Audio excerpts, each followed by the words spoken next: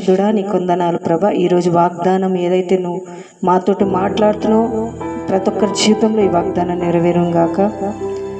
కీర్తన గ్రంథం 118 అధ్యాయము, మనుషులను నమ్ముకుంట కంటే యెహోవాను ఆశ్రయించుట మేలు, రాజులను నమ్ముకున్నట కంటే యెహోవాను ఆశ్రయించ మేలు. హల్లెలూయా. మనం మన కష్ట సమయంలో మనుషులను నమ్ముతాం, మనుషులను ఆశ్రయిస్తాం. ఎవరో వచ్చి మనకు సహాయము చేస్తారని మనం ఎదురు చూస్తూ ఉంటాం కదా. మనుషులను ఆశ్రయించడం వ్యర్థమని దేవుని వాక్యము సెలవిస్తుంది. యెహోవాను ఆశ్రయించేవారు ధన్యులు.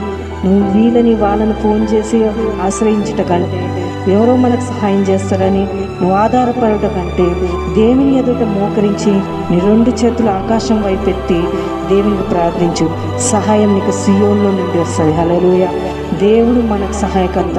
మనుషులు ఎవరు ఏ రాజులను కూడా ఆశ్రయించినా మనకు సహాయం దొరకదు, కానీ గొప్ప దేవుని ఆశ్రయిస్తే మనకు గొప్ప సహాయము పరలోకం నుండి దేవుడు ఇస్తాడు. ఆమేన్. దేవుడి వాగ్దానం ప్రతి